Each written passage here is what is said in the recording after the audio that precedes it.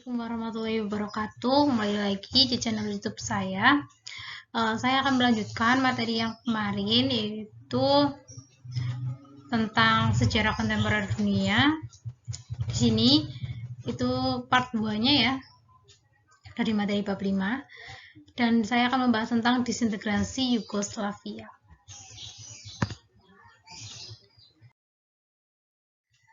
Disintegrasi Yugoslavia ini bisa kalian lihat, ini adalah peta wilayah Yugoslavia ketika wilayah tersebut masih menjadi kekerajaan. Yugoslavia sendiri berarti Slavia Selatan yang didiami oleh beberapa suku atau etnis.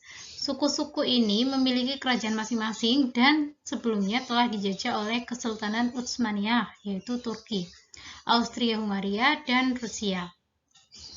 Nah, akibat ada kemiripan asal-usul dan kesamaan sejarah, maka suku-suku tersebut memutuskan untuk bergabung menjadi satu negara. Negara Yugoslavia sendiri berdiri sejak tahun 1918 dan berakhir pada tahun 2003. Nah, negara ini berdiri sebagai hasil dari deklarasi Corfu pada 20 Juli 1917. Yugoslavia terdiri dari 6 negara federasi atau negara bagian dan 2 provinsi otonom. Berikut negara-negaranya, yaitu ada Bosnia dan Herzegovina, Kroasia, Makedonia, Slovenia, Serbia. Nah, 2 negara provinsi otonom ini yaitu ada Vojvodina dan Kosovo yang dibentuk pada masa Josip Broz Tito yang berkuasa.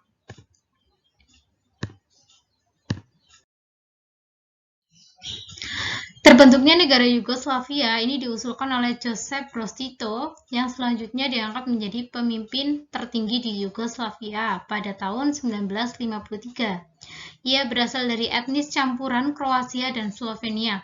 Tito kemudian menjalankan pemerintahannya yang independen. Dirinya juga terlibat aktif dalam gerakan non-blok yang didirikan di ibu kota Yugoslavia pada 1961.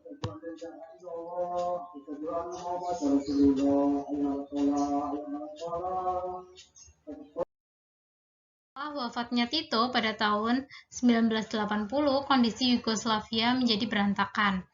Nah, untuk mengatasi berbagai masalah yang melanda, Yugoslavia menganut kepemimpinan kolektif yang mewakili berbagai etnis. Jadi sepeninggal Tito memunculkan banyak sekali permasalahan. Lalu munculnya juga seorang pemimpin, yaitu Slobodan Milošević, di mana Slobodan Milošević itu menginginkan Serbia itu menjadi pemimpin di antara negara-negara bagian Yugoslavia lainnya. 1987, Slobodan Milošević ini memimpin Partai Komunis Serbia dan berkeinginan membentuk Serbia Raya, menggantikan Republik Federasi Yugoslavia. Nah, jadi penyebab runtuhnya Yugoslavia itu tidak hanya utang yang menumpuk, tetapi ada beberapa faktor lainnya, yaitu adanya campur tangan negara lain, di mana ada 3 negara yang memiliki kepentingan dengan Yugoslavia, yaitu ada Inggris, Jerman, dan Amerika Serikat. Lalu yang kedua, munculnya gerakan separatis, yaitu kelompok separatis yang terinspirasi dari negara-negara Afrika yang terdiri dari berbagai macam etnis dan bahasa yang berbeda, namun dipisahkan oleh batas-batas wilayah negara yang dibuat oleh penjajah. Nah, jadi munculnya gerakan separatis ini menjadi tanda-tanda keruntuhan Yugoslavia. Lalu tidak mampu menghadapi perubahan yang cepat. Nah, pecahnya Yugoslavia tentunya memiliki dampak bagi politik perdamaian, sampai dimulainya perang di Kroasia tahun 1991.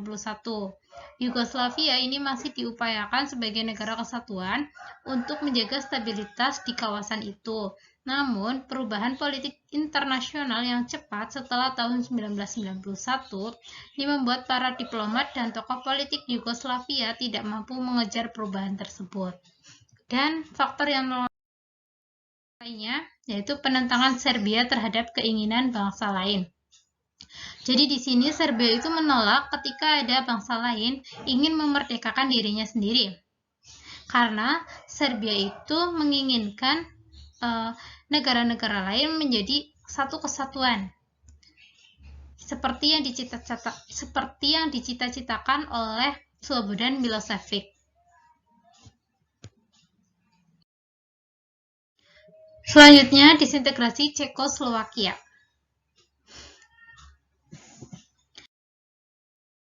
Awal mula Republik Cekoslowakia. Sebelum bernama Cekoslowakia, negara ini terkenal dengan nama Bohemia, karena di wilayah tersebut ada banyak pendatang dari suku Boer. Di tahun 1917, terjadi pertemuan di Pittsburgh, Pennsylvania, di mana Thomas Masaryk mewakili Ceko menandatangani perjanjian tersebut. Perjanjian itu mendorong penyatuan negara Czechia dan Slovakia menjadi Cekoslowakia yang resmi berdiri pada Oktober 1918. Cekoslowakia ini berbentuk republik dan memiliki pusat pemerintahan di Praha.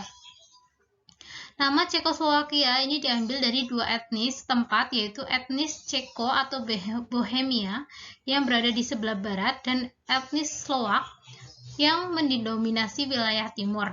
Sebelum menjadi negara merdeka, wilayah Cekoslowakia menjadi negara tempat membuat senjata dan menjadi gudang senjata setelah Perang Dunia I dan Perang Dunia II. Seiring perjalanannya sebagai sebuah negara di tahun 1948 sampai 1989, Cekoslowakia pun menjadi republik yang berpaham komunis. Latar belakang perpecahan Cekoslowakia. Selain memiliki paham komunis, Cekoslowakia ini melakukan politik tangan besi. Jadi, awalnya merupakan negara yang maju, lama-kelamaan Cekoslowakia itu mengalami kemunduran karena sistem ekonomi yang terpusat. Hal itu mendorong timbulnya gagasan dan tuntutan kepada pemerintah untuk melakukan reformasi. Nah, pada tahun 1968, Alexander Dubček ini yang pro-reformasi terpilih menjadi sekretaris tertinggi Partai Komunis. Ada beberapa kebijakan yang diberlakukan Dubček, salah satunya adalah melonggarkan pengawasan terhadap media. Nah, periode reformasi ini sering disebut dengan nama Musim Semi Praha. Hal-hal yang dilakukan oleh Dubček ternyata mengundang rasa tidak suka dari Uni Soviet karena pendukung ideologinya ini berkurang. Lalu Uni Soviet bersama negara-negara lainnya itu melakukan invasi terhadap Cekoslowakia pada 21 Agustus 1963. Pasca invasi yang dilakukan oleh Uni Soviet, pasukan Uni Soviet masih ditempatkan di Cekoslowakia guna mengawasi pergerakan Cekoslowakia. Dubček yang menjadi kepala negara tidak bebas untuk melakukan sesuatu dan akhirnya mundur pada 1969. Lalu kepemimpinan ini digantikan oleh Gustav Husak yang pro-komunis. Pada tahun itu juga, sistem administrasi Cekoslowakia dimodifikasi menjadi sistem federal yang terdiri menjadi dua negara federasi bagian, yaitu Republik Sosialis Ceko dan Republik Sosialis Slowakia. Pada tahun 1989 terjadi demonstrasi yang disusul tekanan dari rakyat untuk melakukan reformasi politik. Sadar apabila dengan melawan demonstran hanya akan memantik permasalahan yang lebih besar, pemerintah Cekoslowakia akhirnya melunak dan mengizinkan pembentukan pemerintahan koalisi dengan kubu oposisi non-komunis. Nah, terbentuknya pemerintahan koalisi ini kemudian diikuti dengan naiknya Václav Havel sebagai presiden dari Cekoslowakia pada bulan Desember 1989. Periode dari komunis ke demokratis ini kemudian dikenal dengan nama Revolusi Beludru atau dikenal juga dengan Revolusi Velvet yang terjadi pada 17 November sampai 29 Desember 1989. Pada tahun 1990, Cekoslowakia ini menjalani pemilu multipartai untuk pertama kalinya. Lalu hingga akhirnya pada 1 Januari 1993, kedua negara memutuskan untuk berpecah atau berdiri sendiri-sendiri. Di samping revolusi Bludru, penyebab lainnya adalah perpecahan dalam anggota parlemen karena ada yang mendukung adanya desentralisasi atau pemusatan dan ada yang tidak setuju. Akibat pusat pemerintah yang berada di kota Praha, anggota parlemen dari wilayah Slovakia tidak setuju karena dianggap tidak adil bagi wilayahnya. Nah, di sini wilayah negara Ceko itu merah, bisa kalian lihat ya. Ini yang merah itu adalah wilayahnya Ceko, kemudian yang hijau ini adalah Slovakia. Yang ini adalah Ceko.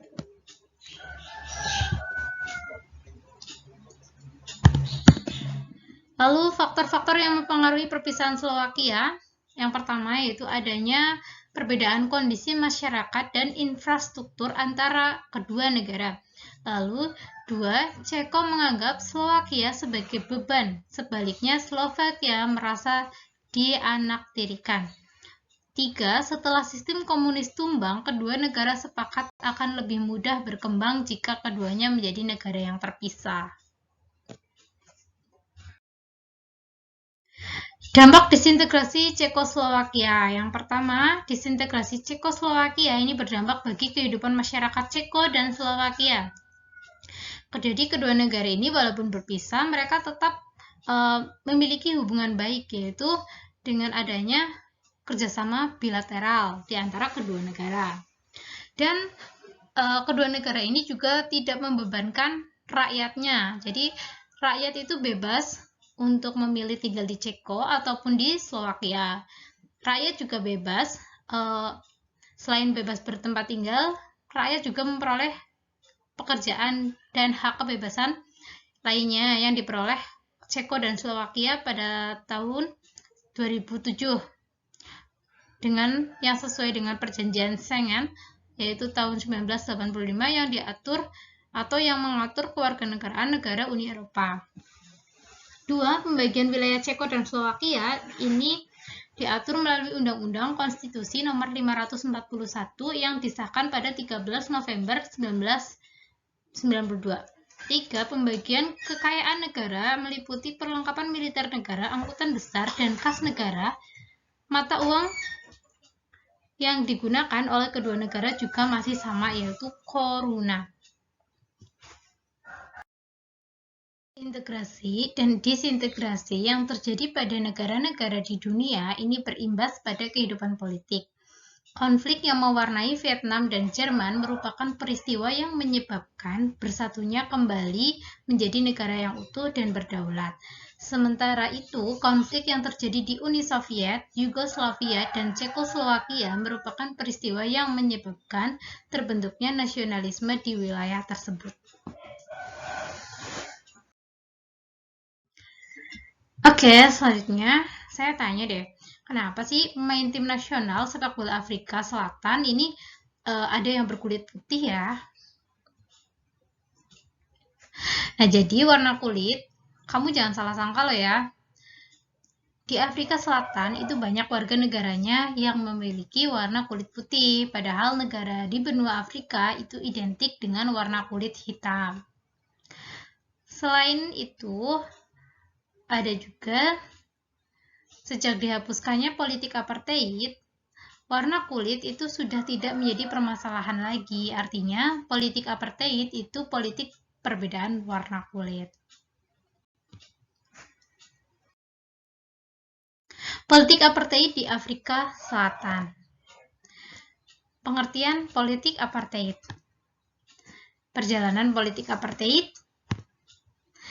Nelson Mandela. Penghapusan politik apartheid di Afrika Selatan. Politik apartheid. Politik apartheid ini diartikan sebagai politik diskriminasi warna kulit yang dulu diterapkan oleh negara Afrika Selatan antara keturunan dari Eropa, yaitu kulit putih, terhadap penduduk kulit hitam. Politik apartheid ini mulai dijalankan pada tahun 1948 oleh pemerintah yang didominasi orang-orang kulit putih. Nah, masyarakat kulit hitam itu dipaksa untuk tinggal di daerah yang terpisah dari kulit putih. Tidak hanya itu, fasilitas umum di negara tersebut juga dibedakan berdasarkan warna kulit. Salah satunya ini adalah papan petunjuk era politik apartheid.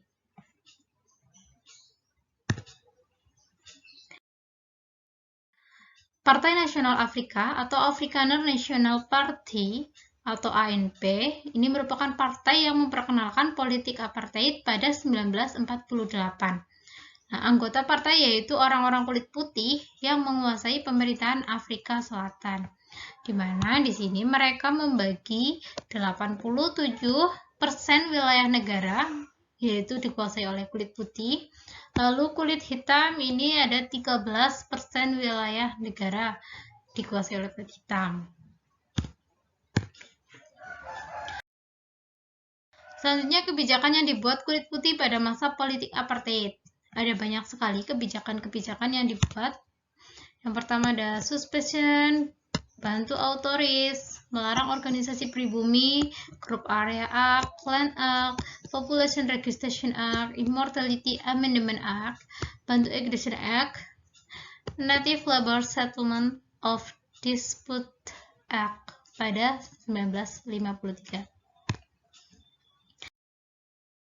Nah, pelaksanaan politik apartheid sendiri ini menjadi sorotan dari dunia internasional, di mana politik apartheid yang berlaku di Afrika Selatan menyebabkan penderitaan bagi mayoritas kulit hitam. Nah, hal ini menimbulkan kecaman-kecaman keras dan juga para pejuang untuk menghapuskan sistem politik tersebut. Golongan kulit hitam Golongan kulit hitam ini memperoleh angin segar setelah Presiden V.W. de Klerk ini memimpin Afrika Selatan.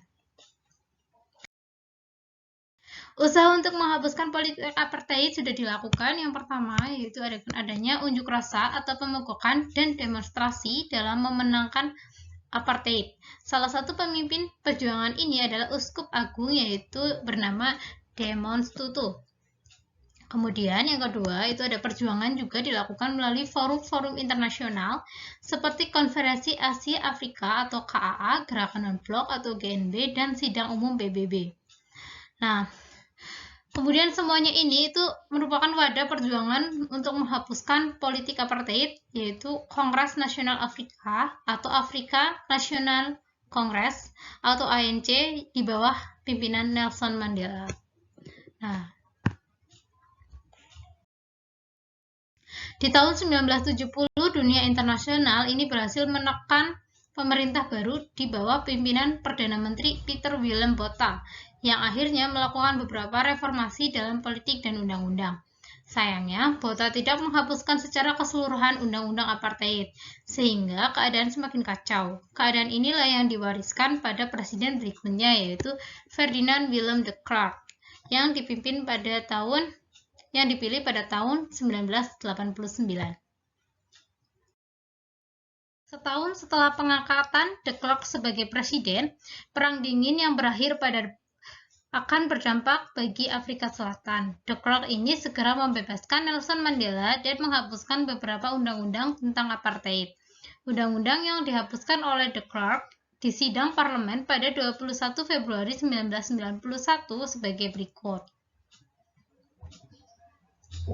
Yang pertama itu adalah Land Act, yaitu undang-undang yang melarang orang kulit hitam memiliki tanah di luar wilayah tempat tinggal yang ditentukan. Lalu yang kedua ada Group Area Act, yaitu undang-undang yang mengatur pemisahan tempat tinggal orang-orang kulit putih dan kulit hitam. 3. Population Registration Act, yaitu undang-undang yang mewajibkan semua orang kulit hitam untuk mendaftarkan diri menurut kelompok dan sukunya masing-masing. Nah, pada tahun 1994 ini diadakan pemilu antirasial pertama dan hasilnya Nelson Mandela serta ANC keluar sebagai pemenang. Kemudian pada tanggal 10 Mei 1994, Nelson Mandela ini ditetapkan sebagai presiden kulit hitam pertama Afrika. Atas usahanya, Nelson Mandela dianugerahi Nobel Perdamaian tahun 1994. Tokoh-tokoh penghapusan politik apartheid itu ada Nelson Mandela, kemudian Uskup Agung Demas Tutu, lalu ada Frederick Willem de Klerk, lalu ada Geraldine Fraser Moleketi. Mengapa politik apartheid sangat merugikan penduduk asli Afrika Selatan? Nah, di sini karena politik apartheid itu membawa kesengsaraan bagi penduduk asli Afrika Selatan. Kesengsaraan ini karena kebebasan mereka direnggut oleh golongan kulit putih, di mana golongan kulit putih ini mengotak-ngotakan ras dan memisahkan fasilitas umum yang ada di Afrika Selatan. Selain itu, penduduk asli dijadikan pekerja bagi golongan kulit putih. Dampak penghapusan apartheid di Afrika Selatan. Jadi, setelah politik apartheid dihapuskan, ini ada bangunan. Nah, bangunan ini itu adalah Museum Apartheid, di mana bangunan ini didirikan untuk mengenang perjuangan rakyat Afrika Selatan dalam memperjuangkan hak-hak kebebasan dan menghapus politik apartheid. Nah, sejak 1994, pemerintah Afrika Selatan ini dikuasai oleh orang-orang kulit hitam. Sejak saat itu pula, pembedaan berdasarkan warna kulit dan ras tidak lagi berlaku di Afrika Selatan. Penghapusan apartheid berdampak pada kehidupan yang bebas bagi rakyat Afrika Selatan tanpa diskriminasi dari golongan kulit putih lagi. Nah, penghapusan politik apartheid sendiri ini berdampak pula bagi golongan kulit putih. Banyak golongan kulit putih ini khawatir jika pemerintah yang baru akan mengambil alih tanah dan lahan pertanian mereka, karena takut kehilangan penghasilan akibat redistribusi lahan. Akan tetapi, kekhawatiran tersebut tidak terbukti hingga saat ini. Kaum kulit hitam dan kulit putih di Afrika Selatan dapat hidup berdampingan. Nah, politik apartheid merupakan sejarah kelam bagi Afrika Selatan. Akan tetapi, apartheid dapat menjadi pelajaran berharga bagi rakyat dan pemerintah Afrika Selatan. Mereka menjadi berhati-hati dalam mengambil keputusan dan menerapkan kebijakan. Pengalaman pahit itu pula yang mampu membawa pembaruan bagi Afrika Selatan. Hingga saat ini, Afrika Selatan merupakan negara termaju di kawasan Afrika bagian selatan. Oke, itu tadi ya materi sejarah kontemporer dunia di part 2 ini. Jika kalian ada pertanyaan, bisa kalian tulis di kolom komentar. Jika kalian ada sesuatu komentar, silakan tulis. Jangan lupa subscribe. Jangan lupa share juga ke teman-teman kalian.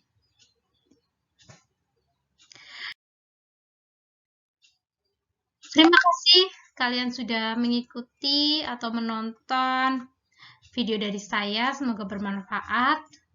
Jangan lupa subscribe, like, dan share ke teman-teman kalian. Terima kasih. Assalamualaikum warahmatullahi wabarakatuh.